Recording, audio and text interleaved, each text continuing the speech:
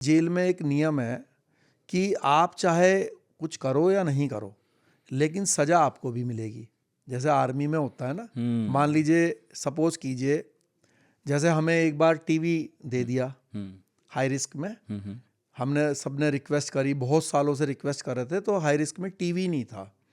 तो खैर टीवी जो है उन्होंने पहले ये कहा भाई हफ्ते में एक बार देंगे, 2-3 फिल्में इनको दिखा दो एंटरटेन के लिए। फिर खैर बाद में ये हुआ कि चलो इनको टीवी दे दो। तो जब टीवी दिया तो मैं, जो खुराफाती लोग थे, तो उनसे जाके रिक्वेस्ट करता था, भाई टीवी में मोबाइल मत छुपाना, कोई ऐसी चीज़ मत रखना जिससे कि टीवी छिन जाए, क्योंकि ऐसा नहीं होता जेल में कि उसी का टीवी उठेगा, सबका उठेगा, सबके उठेंगे एक साथ। हाँ, सबका उठेगा, चाहे आपकी गलती है या नहीं। सही बात है। तो 1 साल तक तो चला। एक दिन क्या हुआ कि 8 नंबर जेल है तिहाड़ की, उसमें तब मैं भी वहीं था बल्कि, तो ऊपर वो क्या है, वही जेल है जो क्योंकि वो नई बनी थी, जो फ्लोर वाइज है, ग्राउंड और फर्स्ट ऐसे है, मतलब हाई रिस्क वार्ड भी।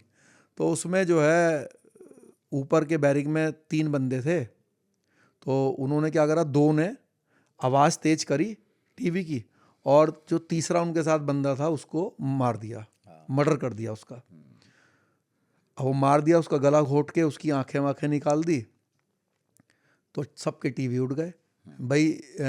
उसको मतलब डीजी ने पूछा कि भाई जो टीएसपी की गार्ड रहती है वहाँ पे, उसने कहा भाई मरने वाले ने आवाज़ लगाई होगी, चिल्लाया होगा, तो तू क्या कर रहा था, तुझे पता नहीं चला, टीवी की आवाज़ तेज थी। तो उसने कहा जी, अब कायदे में गलती तो उसकी थी, गलती उसी की थी, क्योंकि वो उस समय वहाँ पे मौजूद नहीं रहा होगा, वरना तो टीवी की इतनी आवाज़ नहीं होती कि भाई मतलब उसको उसकी चीख की आवाज़ ना आए।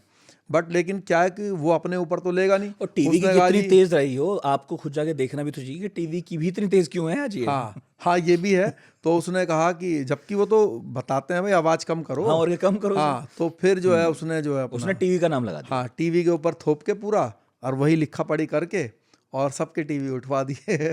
तो यहाँ पे सबसे बड़ी समझदारी ये है कि आप अपने आप को इन झंझटों से बचाएंगे, क्योंकि कभी भी मोबाइल पकड़ा जाएगा, कभी भी कोई, क्योंकि भाई हर तरह का बंदा वहाँ मौजूद है, आप उसको कितना भी समझा लो, सही, तो वो आपकी बात, मतलब कोई किसी की बात सुनेगा नहीं, क्योंकि उनकी अपने भाई सबके दिमाग में फिल्म चल रही है। हाँ, नहीं, किसी जो करना वो करना है भाई, किसी ने अपना गैंग चलाना है, सही, वही, किसी ने अपने गर्लफ्रेंड से बात करनी है, बताइए, है ना, तो किसी ने अपने घरवाली से बात करनी है, तो सबका अपना अपना जो है मकसद है। और किसी ने नशा करना ही है, उसको बिना चरस पिए नींद ही नहीं आएगी, तो अब आप उसको कितना भी समझा लो, ज्ञान दे लो, वो थोड़ी ना मानेगा। तो अपने आप को इन झंझटों से बचाना, तो आप यकीन नहीं करेंगे कि पूरे 13 साल में मेरी कोई भी पेशी नहीं चढ़ी।